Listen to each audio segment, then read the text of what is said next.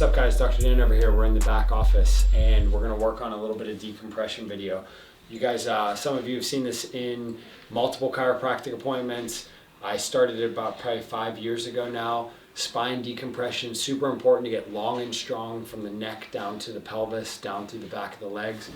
Most of it can be done on a wall, on a door, on a table. There's gonna be 3 parts to it. We're gonna talk about the hip hinge. We're going to talk about the right drop in and the left drop in. I'll show you from the side, and then I'll show you from the back, okay? So, you'll hear me say wide fingers, because wide fingers help us activate more of the back muscles. We want to be nice and wide and strong in the lats, the back, hips behind shoulders lightly. We can start up high, and what we're going to do is just step our feet back, make sure that our big toes are in line, then we're going to slide our hands down. And as we slide our hands down, many people are kind of stuck in this position right here. So sometimes it takes hands-on coaching to get the hip hinge to occur correctly. And the hip hinge is just where we kind of shoot the butt back to the sky or back up to the sky. We can slide down lightly.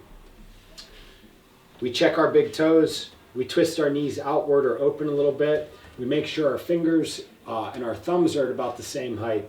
And then we're just going to hang out here for like, a minute up to 5 or 10 minutes of just rested decompression time.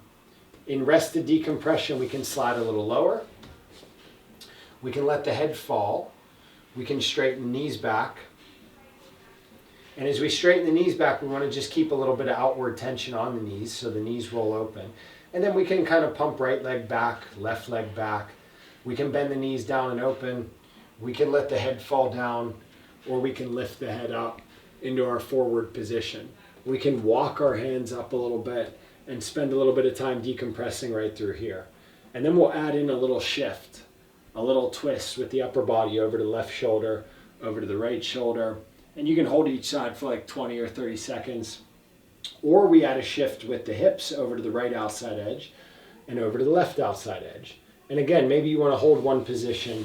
Maybe you want to sink down and get a little bit of length or a little bit longer from the underarms.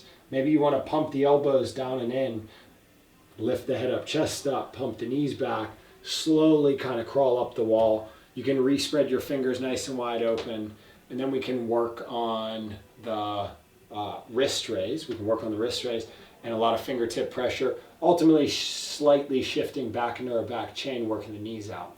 After we get done with a couple minutes of hip hinge, we're going to transition into the drop and the release. And this is the really awesome stuff, because when you hear me, I can twist my spine wonderfully now, just like it was a dirty towel, and pump all the stuff out of it.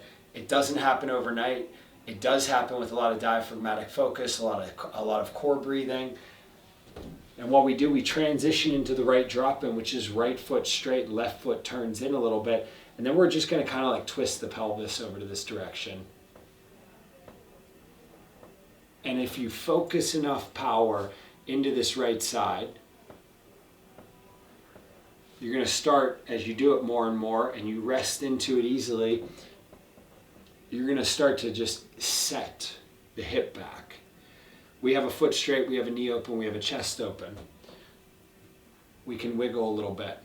We can load into this right leg a little bit. Maybe we want to raise up and find a little bit of our shake spot, which is our back chain activation. Also, as we do this, we start to grind out and adjust all the low back, which is awesome. And then we're going to twist over to the left side. And it's a soft, right? It's a soft twist. Into the left foot. The right foot steps back into the release. We pack the left hip back. Maybe we want to drop the left hand down. Maybe we want to put the hand back up. Whatever feels good to just kind of like sit back into this left hip. From the back, it's hands slide down, it's feet straight, knees open, slide left, slide right.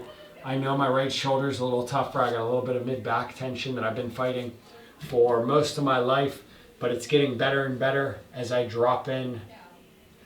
And as I drop into the left side, the hip on the left is packed, meaning that it's pulled up. And the right hip releases right through the sacrum. And if you have IT band problems, if you got tendonitis up in the glutes, if you pull or sprain an SI joint back here, that pain can be so debilitating that you can't put your socks on anymore. So if we keep the SI joint decompressed, and if we keep the hip packed back into here, and we focus a little bit of time on maybe some ankle raises or some outside edge pressure through the foot, you're going to start to feel how you can twist nicely into this right side for me and twist nicely into the left side. And maybe it becomes a single arm on the wall, just a little bit of support. I'm light through my right leg, I'm heavy through my left leg. And now I'm heavy through my right leg, I'm light through my left leg. And then I just want to reset with a little bit of back chain decompression like this. It took me a long time to get that spine extension. It took me years to gain that spine extension. So don't expect it to happen overnight. Just start easy. Start with the high hip hinge. Work on the butt back. Straight feet outside edge. Work on some light shifting here. And gradually, as you feel comfortable, slide down into it a little bit lower. All right? I hope that helps some of you out. We'll see you guys on future videos. My name is Dr. Dan. Peace out. We'll see you soon.